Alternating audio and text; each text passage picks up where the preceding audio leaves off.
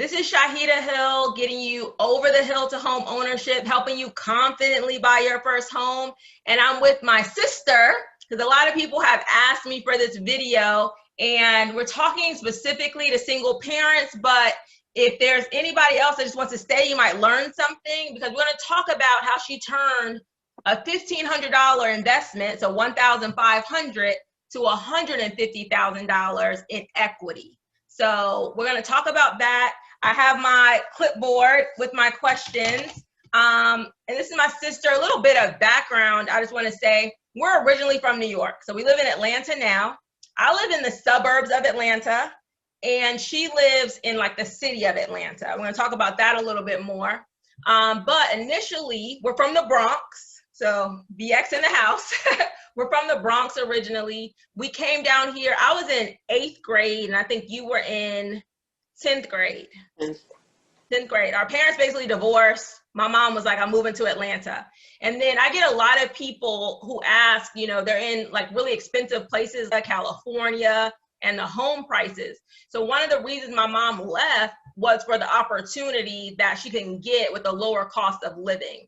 So that's just something to think about. If you really feel stuck, like your income is not supporting the lifestyle that you want to have, you can consider relocating if if your environment or your city, your state is just too expensive for what you're doing. Because I mean, pretty much after my mom moved, everybody moved. So it was like a max influx. So a lot of our family actually lives here at this point now. And then we came down here, we lived in an apartment, a 2-bedroom apartment. So we've always been, me and Nefertiti have always shared a room. So we shared a room when we lived in the Bronx. We shared a room when we came initially down to Atlanta. My mom got a 2-bedroom apartment. And then probably like 2 years. So we lived in that apartment for about 2 years. And then she was gonna buy a house. And so we moved to like the suburbs of Atlanta, probably like 45 minutes out of Atlanta, because that's the kind of house she could afford at the time. She was a single parent at the time.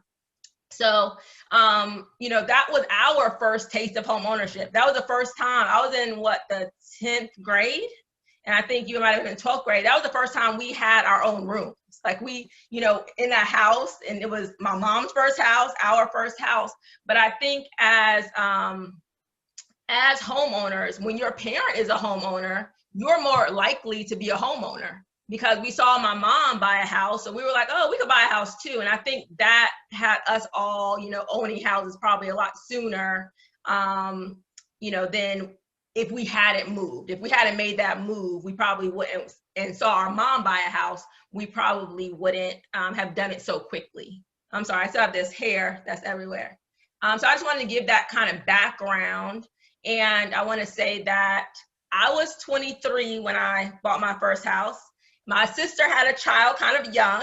So, and a lot of you in the chat, said you have multiple, kids, one might be older, one might be younger. So it might delay what you can do, but it's still, of course, possible. Especially if you have kids at a younger age, that might stop you from, pursuing education and all that kind of things at the same rate that other people can. So I wanted to give that background before we get into our interview. I don't know if TD saying I'm talking too much. I want to give that. And then I want to say, because we're not going to do any kind of like, well, what about like child support and stuff like that? I want to talk about child support in general. If you have child support that's like in writing, that is binding, you can use that for your pre-qualification. So when you're getting pre-qualified, if you have, not in writing, what am I trying to say? Not court order necessarily, court order or what else? Like if you have a binding agreement in place for child support to be paid, not just, oh, I give you money when, I feel like it kind of thing. But if you have some kind of standard, like a binding agreement between you and your children's parent, be it female or male, you can use that as part of your pre-qualification. They do count child support payments as part of your qualification, because you are housing your children. So that's part of what child support is used for, is like you're housing and taking care of your children in this house. So if you were wondering, can you use your child support payments as income toward the pre-qualification process? Yes, you can. All right, so I want to say all of that. Now it's time to get into the interview. Let's find out how she turned $1,500, like $1,500, into $150,000 in 5 years. Okay, 5 years. All right, so the first question is, Nefertiti, what made you want to buy a home? What made you want to buy a home? Basically, I was tired of paying rent. I had always rented. I'd always rented in the city for the most part. And of course, we know Midtown, station, the rent was so high. And, of course, when you renew, for the most part, you're going to pay a higher rate. It's going to go up $50, $100, or what have you. So I just got tired of paying rent. And I just wanted to make an investment and just fully control my environment pretty much. I can paint, I can change the flooring, I can, remodel the kitchen. I knew what my options were, and I just went ahead and took a leap of faith. Okay, good. Did you feel initially that you could financially do it by yourself? So I know there's a lot of fear because you only have one income and you had 2 children at the time. Now your son or my nephew is older, so you don't have to take care of him as much, but you had a 5-year-old, right? Your daughter was 5. So did you feel like you could financially do it? Like, were you budgeting and saying, okay, can I handle this? Yes, for the most part. I did some research. I did do a lot of research. At the time, there were a lot of down payment assistance programs. And so I had a lot of colleagues that were going through the process. I was working for the city of Atlanta at the time, and they would always publish a down payment assistance, program. It was at Invest Atlanta at the time, and just to make us aware of our options, and that, they have home buyers programs and down payment assistance and things of that nature. And so when I kept seeing that flyer, I said, oh, let me go check it out and see. But for the most part, I knew that I could afford a home. I think it was more so me being able to put that upfront money into the house that I wanted. And that makes sense. And so so y'all not thinking, why didn't your sister tell you about the down payment assistance? 5 years ago, I was still just teaching. I had my real estate license, but I wasn't focused on it. So my aunt, who was also in real estate, was her real estate agent for this transaction. So just so you know. All right. So you did use down payment assistance. So in I would say about 25% of my clients use down payment assistance of some sort. Now, this is question number 2, and we have 7 questions total. We know you used it. How much did you get from the down payment assistance? I got $8,000. Okay. And then your minimum that you had to contribute was $1,500. Right. Right. In order to get the down payment assistance money, you have to at least put $1,500 of your own money into it. Okay. Now, did you have to pay it back at all? No. Okay, so you don't have to pay it back. Is it forgiven? Like, did they say you have to live in the house for 5 years or 2 years? Not my particular programs. There are programs like that, though, that require you to live in the home for 3 years or for 5 years before that second mortgage is forgiven, or that down payment assistance, I should say, is forgiven, but not in my case. Okay, so you don't have to pay it back. All right, so number 3.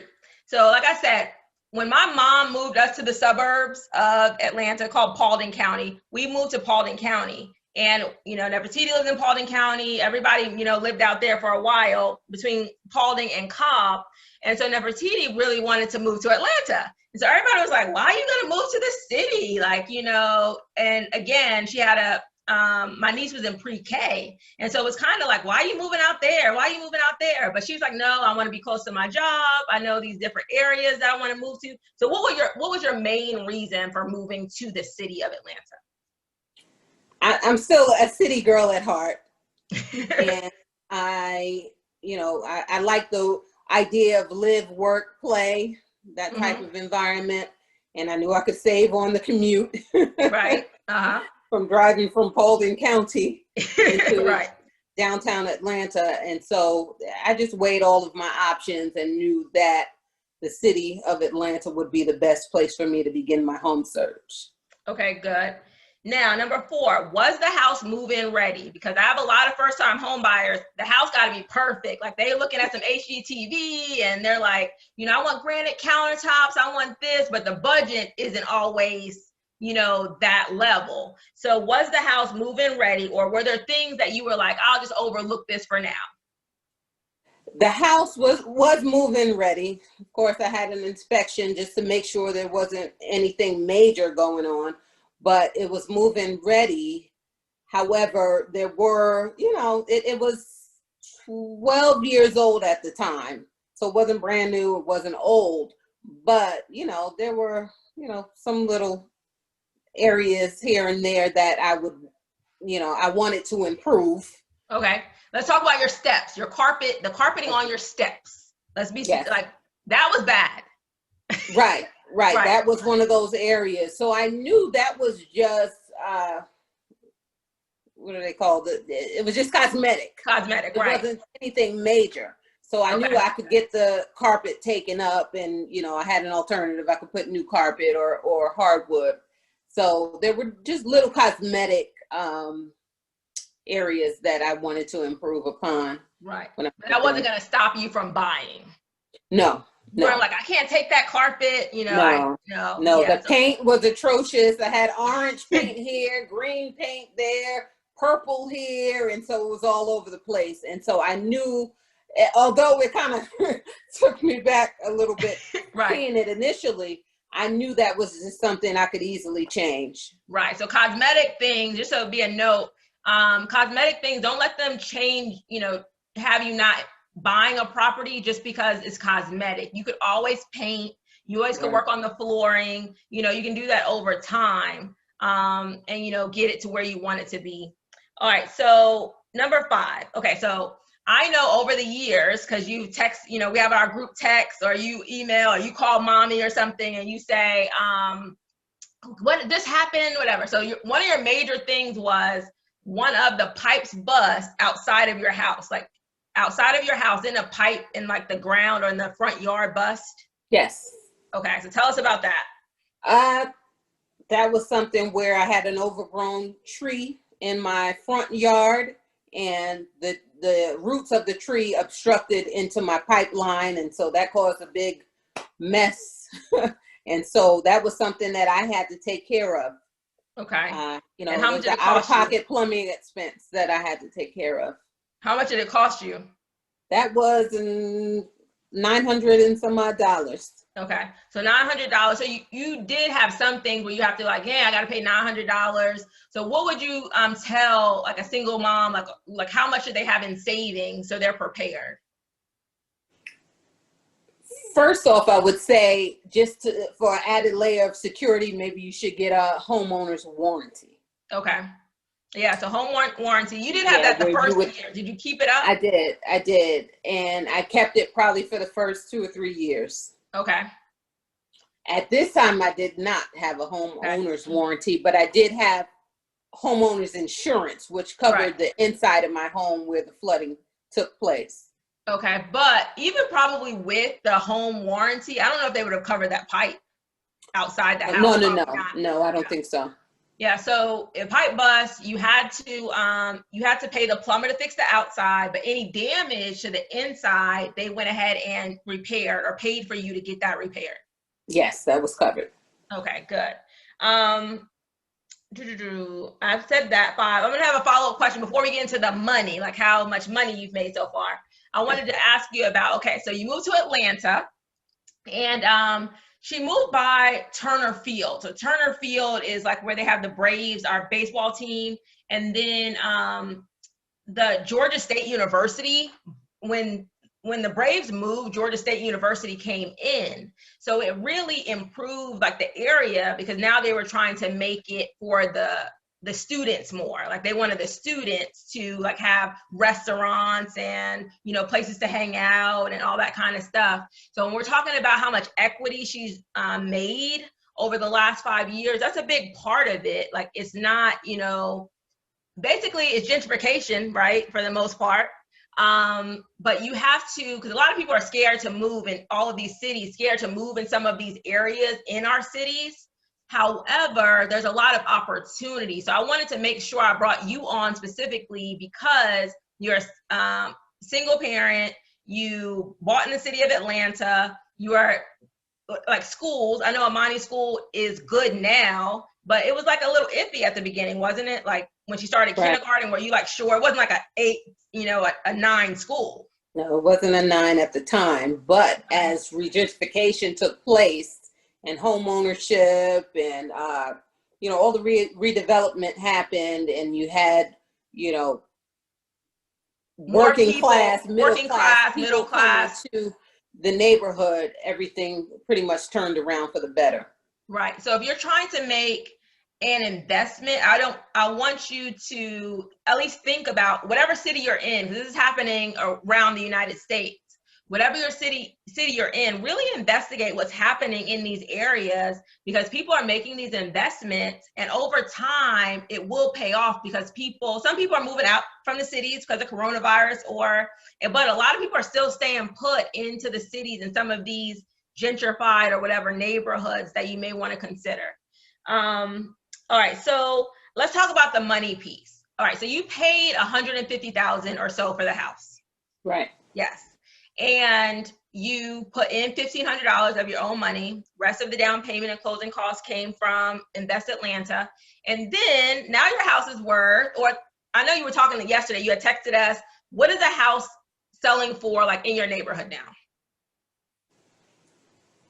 There is a home that was just listed for $290,000. $290,000, and that was a 2-bedroom. But you have a 3-bedroom. So your house, I estimate, I did the numbers, is at least going to be around $300,000 appraised value, and that's in 5 years. So if she was to sell her home today, she would be able to sell it for $300,000. Pay off her mortgage, which at least is down. We're going to talk about how she refinanced it as well. But she could pay off her mortgage and essentially make, after probably fees and everything, maybe a little bit less, but she'll have $150,000 in equity right now in that home. And that's when we're talking about stability. I try to talk about stability, wealth, and joy. So you have the joy of home ownership. You have the stability because, your daughter can go to the school and live in the neighborhood and kind of enjoy that growing up. But you also have that wealth piece. So you probably have another 8 years before my niece goes to college. That money can go to college. That's what stops your kids from having student loans, because now you have the equity in your house. And you can use that in a lot of different ways. You use that for investment properties. You can use that for your own retirement in the future once the whole house is paid off. So let's talk about that. So you had an FHA loan, a 30-year FHA loan. And what interest rate was that at? Initially, I was at 4.7. Yeah, and that's 5 years ago. Interest rates were like in the 4s probably about 5 years ago or so. And so now they're in the 2s. And so you were able to take advantage of that and refinance to a conventional 15-year loan. Correct. Yes. Right. And now I'm at 2.8. 2.8, which is excellent. So, and a 15-year loan, you said your payment went up about $200? Yes. Okay, your payment went up about $200. However, you got a lower interest rate. Your home will be fully paid off in 15 years. So you'll have equity, or that value. Who knows what it'll be in 15 years? It might be $500,000 at that point or more. So you'll have so many options, and your money is going toward that versus going to an apartment for that same amount of time. We talked about that. So, all right. So last question, and I'm going to see if you want to say anything else. What is your number one tip for single moms scared to buy their first house? Wow. She's thinking. I would tell them definitely it's possible. It's definitely possible. And I would tell them don't be intimidated by the process. It's just tell them to watch my videos. Yeah, watch my family doesn't really watch my videos. And you'll find out. That'll bring you at ease with the process. Right. But don't be intimidated by the process. It's something that's very easy to navigate, especially if you have a great realtor especially if you have a great mortgage